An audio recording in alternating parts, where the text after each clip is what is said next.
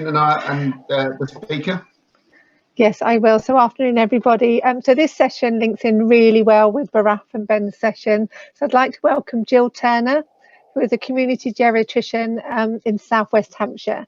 She's led the development of frailty services over many, many years, and I've been inspired by her dedication. I've been lucky enough to work with her clinically as well in the past. So Gill will be telling us about her experience over the past few months and the impact of COVID in the community. So Gill, I'm just going to start off by asking you, what were your initial concerns about responding to COVID, the pandemic? Hi, can you hear me? Yes. Good. The system works. Okay, so that was an interesting question. I divided them into two types of concerns, really. Personal concerns. You know, am I personally going to be up to it? I'm a bit long in the tooth now, and one of my colleagues said to me, God, you shouldn't be working. You're fat, old, and very vulnerable because you have asthma. So there was this real anxiety about, you know, is this really something that's safe? And I think moving that on from my personal concern to team concerns, there was a big team concern, which is, I'm just going to try and start my video. I don't know if it's working. Not yet, Gill, but it's okay. We can hear you. Sorry. But basically, as a team, our big concern was this complete fear of the unknown. We didn't know what we were going to face. We didn't know how bad it was going to be. We didn't know how safe it was going to be seeing people at home. And the previous speakers have talked a little bit about how difficult being in hospital is, but of course if you're a vulnerable person living at home and you've got healthcare workers coming to see you who might also be transmitting illness or disease or COVID in this case, that was also possibly risky, and we didn't know how safe it was going to be. We also were aware that we wanted to keep people out of hospital, but we didn't know if we had enough staff to do that. We knew what our current capacity was, and we didn't know how we were going to manage. And then there was a whole thing about rationing. There was a lot of talk at the beginning of the COVID health service development about ventilators being rationed, and older people had to make decisions about whether or not they were going to go to hospital because resources were going to be rationed. And we were really anxious about how we were going to help with this. Were we actually going to be able to make this possible? And in fact, we were so anxious about it, we set up an ethical committee to try and help us talk through some of these problems. In fact, most of those fears were unfounded. And there wasn't such an issue for reasons that hopefully we'll come on to. But effectively, what we now know, of course, is that we didn't get overwhelmed, and we didn't have to make decisions on rationing grounds, but on purely clinical grounds. People made decisions about whether or not they would want to be on a ventilator. And I know of no case in the community where somebody wanted to be in hospital or wanted to be on a ventilator where that was denied. And I know of no case where somebody wanted to be in hospital or on a ventilator where we thought it was inappropriate. Yeah. Oh, thanks, Gill. It's so difficult, isn't it? So what changes have you made as a community geriatrician and as a team in response to COVID? Okay, so the changes we made at the time were all about trying to buoy up the resource in the community, trying to ensure it was more rigorous, trying to make sure that it was resilient. Now, this, as an organisation, not as a geriatrician, but as an organisation, there was a decision made by our trust to try and merge the existing separate community health teams into one single team called the One Team, surprisingly, which would therefore mean that our frailty support team, which is our admission avoidance team in the community, the community nursing teams, the community therapy teams would combine into one flexible, much larger team, thereby hoping that we would increase availability of resources. And you'll know, as I'm sure happened elsewhere, that a lot of services were closed, such as our musculoskeletal service, and those people were redeployed into the teams to help buoy up the numbers. But we also realised that merging all those teams was going to be an issue if we didn't have some sort of clinical hierarchy, so that, you know, there had to be somebody who made decisions.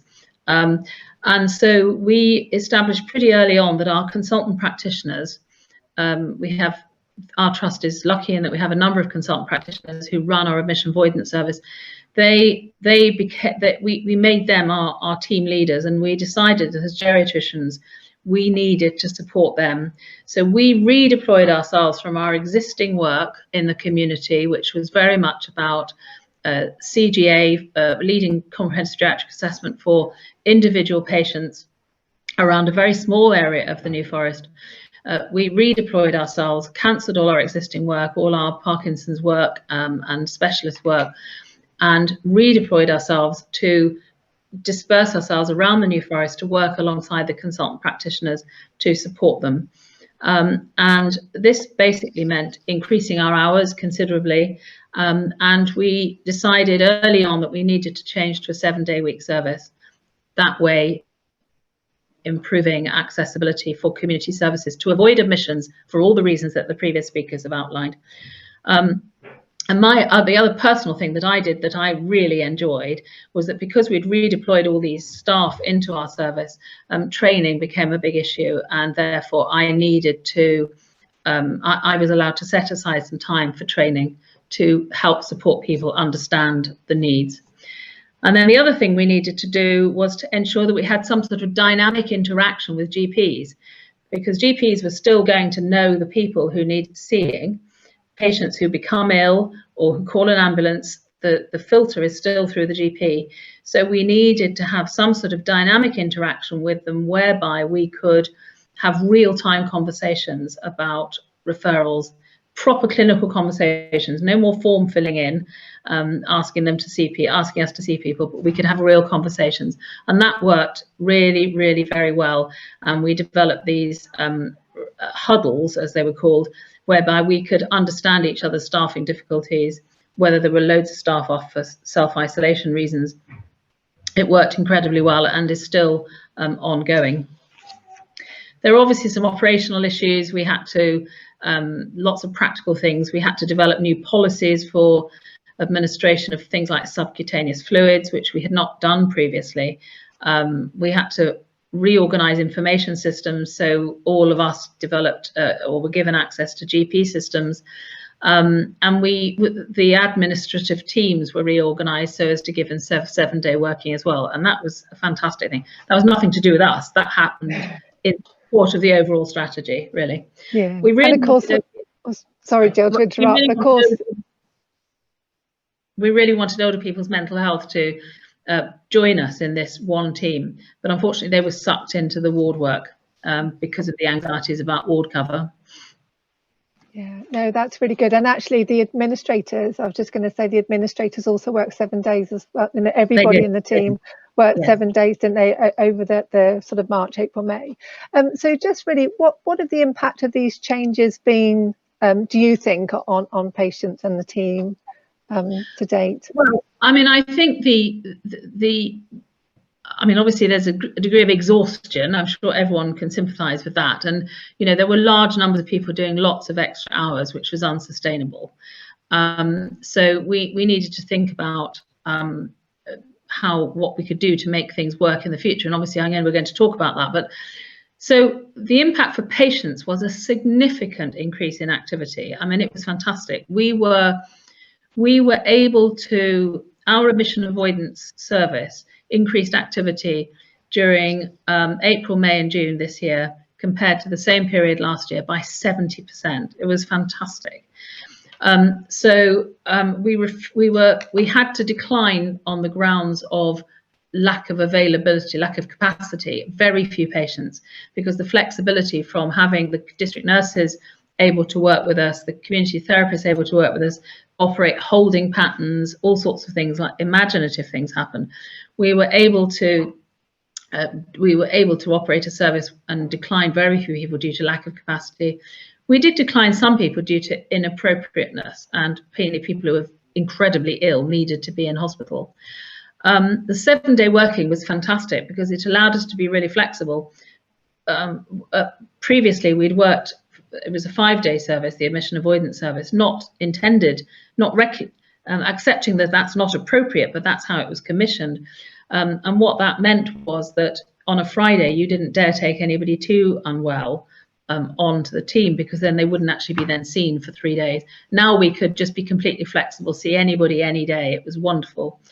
Of course, part of the reason for this increase in activity was not necessarily an increase in care that was being delivered, but this massive increase in senior decision making, which meant that people were able to take more risks. It's easier to take a risk when you're a bit more senior, really. And of course, the redeployment of staff helped with that, because it did allow us to, as I said, I cancelled my Parkinson's work, and other people helped step in to do that. But I would like to say that it is important to recognise that by no means all the referrals that we took were COVID related. We still had the same number of frailty referrals, acute confusion, gone off legs, found lying on floor, had a number of falls, feel funny, all those sorts of things continued. And I would say that perhaps only 20% of the patients who were referred to us were actually, it was because of COVID. And in no case, and rarely was that due to a typical COVID symptom. So it was GI problems, delirium, diarrhea and vomiting were very frequent occurrences for us as a presentation for COVID. Pneumonia, I remember one occasion, pneumonia, delirium, falls, couple of referrals due to falls because they were unwell due to COVID. But the majority of the, unlike other parts of the health service where I know they saw a marked reduction in referrals of normal activity in place of COVID, we did not see that. We saw the same number, the same proportion of normal referrals, but then COVID on top of it. But actually we saw more of our normal referrals because everyone was terrified of going into hospital. So they would be much more likely to ask to be referred to us, which is great. Yeah, no, thanks, Gill. So what does the future look like? Have the changes that are beneficial, how do you think they'll be sustained? So it's interesting because, of course, we went into COVID very anxious. We went through COVID feeling really optimistic because everything was great and we really enjoyed the work we did. We enjoyed the fact that we could be really flexible. So I think, and then of course we've come down to earth a little bit now because we realise there still is no money. And I think one's goodwill runs out slightly. You're willing to work 7 days a week, but not forever. So in terms of what's sustainable, well, the one team approach is definitely continuing. We are definitely managing the community-based teams much more as a single team. In some areas, I won't name which one it is, but in some areas they had never really met as a team before, and OPMH and social services hadn't met, and now there is an MDT meeting and there's a real interaction about particular patients, which is fantastic, and that's been possible because they could see how it could work because of the COVID arrangements. The one team approach has been widely regarded as good, and but there is work ongoing to try and develop that and avoid us reverting to type. I don't think my work as a geriatrician will ever be the same again, and I'm really pleased, and I'm going back to do my Parkinson's work, but I'm able to do my work with the community teams in a much better way. I think we developed during the COVID period an ability to recognise the need to be flexible and to work across boundaries. So our admission avoidance team was previously not commissioned to work in care homes, and now it is working in care homes much more when needed. Not all the time, but when needed, we can offer that flexibility. So basically, we've this mantra: do what's right and not what you're paid for, is much more prevalent now. We're trying really hard to be flexible. As I mentioned, there's a new role for us as community geriatricians, which is much less about doing and much more about facilitating, which is sort of hard, really, but it's still fun. It's fun, and we can't stop doing because you still really want to get in there. But we're learning. We've also recognised as an organisation that we need to, this senior decision making thing is really important, and we really need to lead to grow our own senior decision makers. So I'm really pleased that our CCG and our trust have decided to invest in another trainee consultant practitioner post, which was appointed last week, which is fantastic, because that means we can expand the one team approach further away from the New Forest and into more of West Hampshire. And also we're looking at developing a career pathway for our existing frailty team. So the people who, the frailty practitioners, have now got a career pathway whereby they can build their skills up to becoming consultants. And that's all really positive stuff. But Wendy, there's loads still to do, as I know you know. We desperately need to be able to reflect the really good conversations we have with patients about treatment escalation onto the summary care record. And at the moment, I cannot write to the summary care record. I have to go to the GP and ask them to upload it. We need our IT systems better organised so that we do not have to enter into multiple systems. But we've been saying this for years. This is not news to anyone. We would really like much more GP interaction. So we do have GP huddles. To some extent they've worn out a little bit now, but I feel very much that still the GPs refer to us, whereas I don't very much like us to be part of what the GPs do. So the GPs are also providing medical input into these sick people who we're looking at in the community. Of course, we should have 7-day-a-week working. We're not doing that now. We had to go back to 5-day. Of course, we need 7-day. And you know, from the earliest days of my being a consultant, I can plainly remember recognising that there was no point in having community services that only work 5 days a week. Now we've seen what it can be like. For goodness sake, let's do it. And you know, basically, it's been a really good experience, if not a little exhausting. Oh, thank you so much, Jill. That was really interesting, and we could talk for hours. I'm actually doing a workshop with you guys tomorrow, so we are continuing the journey. So thank you so much. Back over to you, Pete.